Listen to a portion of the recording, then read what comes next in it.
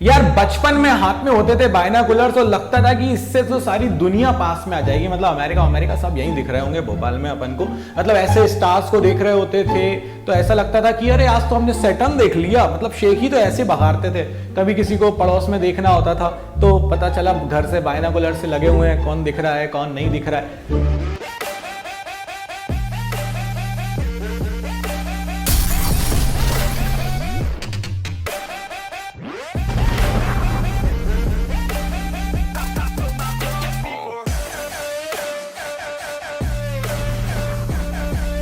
तो ये तो कहानी रही बायनाकुलर्स की, मगर करते क्या थे ये किसी चीज को बड़ा कर देते थे, मैग्नीफाई कर देते थे। और इस मैग्निफिकेशन के कारण हमें चीजें दिखती थी पास बहुत ज्यादा, क्योंकि वो उसको जूम करके उसकी इमेज हमारे पास बना देते थे।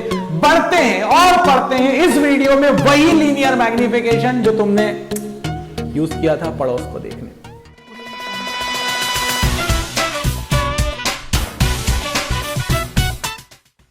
तो भाई लीनियर मैग्निफिकेशन होता क्या है? तो यार एक बात बताओ, मैंने ना 100 रुपीज इन्वेस्ट करे और मेरे पास आ गए 200 रुपीज, तो मैं बोलता हूं कि मेरे पास डबल हो गया पैसा।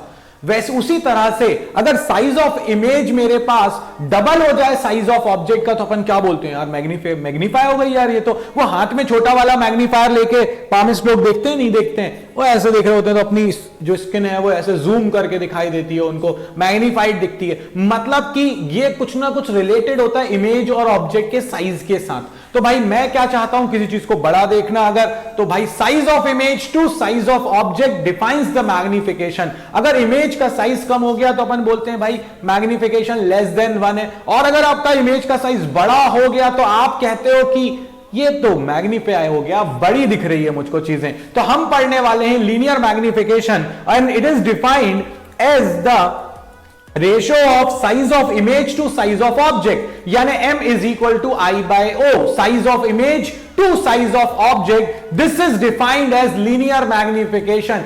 I by O, I is size of image, O is size of object. But हमारे टीचर्स कहां मानते हैं, ना बुक्स वाले मानते हैं, ना पेपर सेटर मानते हैं। वो कहते हैं मैग्निफिकेशन का डेरिवेशन करके लाओ। भाई साहब ये वीडियो मुझे बनाना ही नहीं चाहिए था, उसका सिंपल सा लॉजिक ये कह रहा है, इसीलिए नहीं बनाना चाहिए था क्योंकि जो लास्ट डेरिवेशन किया था डिट्टो वही करना है, उसका हाफ पार्ट कर दोगे ये डेरिवेशन तुम्हारा खत्म हो जाएगा। तो देखो कैसे पढ़ते हैं और देखते हैं वो डायग्राम। तो ये बिल्कुल लास्ट टाइम वाला मेरे पास डायग्राम है, मुझे अब इसको भी सॉल्व करना है। तो बूटी क्या कहती है? बूटी कहती है भाई लास्ट टाइम तुमने 2 पेयर ऑफ ट्राइंगल्स लिए थे, इस बार एक ही पेयर ले लेना ट्राइंगल्स का जो सिमिलर हो और सबसे आसान वाले। तो सबसे आसान वाला कौन सा है? एक ट्राइंगल तो ये हो गया मेरे पास,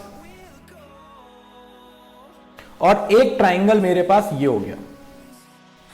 बस अब मेरे पास ये 2 ट्राइंगल्स हैं। अगर आप गौर से देखो तो ये वाले एंगल्स इन दोनों में वर्टिकली ऑपोजिट हैं। ये वाले एंगल्स जो हैं यहां पर ये 90 डिग्री पर हैं। इसका मतलब है ये दोनों ट्राइंगल्स सिमिलर हो गए हैं, और अगर सिमिलर हो गए तो साइज जो साइड्स हैं उनका जो रेशियो है वो सेम रहेगा। तो फिर से देखो वही पेयर ऑफ ट्राइंगल्स मैंने ले लिए। जैसे ही पेयर ऑफ ट्राइंगल्स लिए मैंने वही दोनों एंगल्स को आपस में इक्वल कर दिया। ये पहले वर्टिकली ऑपोजिट वाले एंगल्स थे, ये 90 डिग्री वाला एंगल था, और जैसे ये दोनों सिमिलर ट्रायंगल प्रूव हुए तो जो साइड्स का रेशियो है, यहां पर साइड का रेशियो क्या है? AB upon OA is equal to A dash B dash upon OA dash. बस कहानी खत्म हो गई। अब ये बताओ AB क्या है? तो AB आपके पास है size of object, A dash B dash क्या है? Size of image. माइनस में लेंगे क्योंकि नीचे की तरफ है। OA क्या है आपके पास? ये जो डिस्टेंस है OA, ये आपके पास है ऑब्जेक्ट डिस्टेंस मगर माइनस के साथ क्योंकि इधर जाना पड़ रहा है। और OA डैश क्या है आपके पास? इमेज डिस्टेंस है, क्योंकि आप रे की डायरेक्शन में जा रहे हो इसलिए प्लस लोगे। तो जैसे ही सिमिलर वाला ट्राइंगल लगाओगे दोनों सिमिलर हो जाएंगे। साइड्स का रेशियो मैंने तुम्हें बता ही दिया, this by this is equal to this by this. मतलब कथक टाइप हो गया यार ये तक। डांस भी सीख गए अपन फिजिक्स के साथ। फिजिक्स सब कराती है, जिसको नहीं आता है उसको दिमाग से नचाती है, और जिसको आता है उसको हाथ से नचाती है। मतलब कहीं ना कहीं से डांस तो अपन सीख ही जाएंगे। खैर, सो ये मेरे पास जैसे ही हुआ, मैंने आपको अभी अभी बताया कि AB की वैल्यू आपके पास है -i क्योंकि नीचे की तरफ है, OA की वैल्यू आपके पास है V, ऑप्टिकल सेंटर से A' तक की distance, AB size of object है, और OA आपके पास ऑब्जेक्ट डिस्टेंस है, यानी कि -I/O is equal to -V/I। ये कहां से आया? इन सारी वैल्यूज को इसमें रख दिया, और जैसे ही रखा ये आ गया -I/O is equal to -V/U, minus से माइनस कैंसिल, मैग्निफिकेशन का फॉर्मूला आ गया V/U।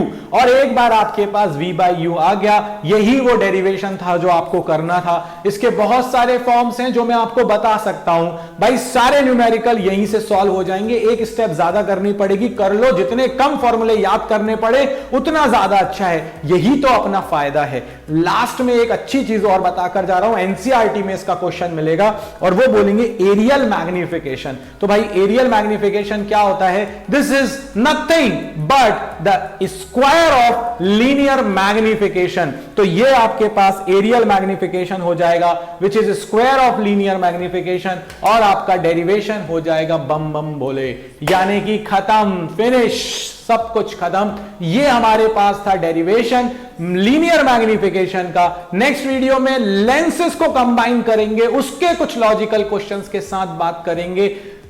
लाइक, शेयर, सब्सक्राइब, तीनों चीजें करना बिल्कुल मत भूलना। आते रहो, पढ़ते रहो, बढ़ते रहो, मचाते रहो। इस वीडियो में बाबा जी की तरफ से इतना ही। जय हो।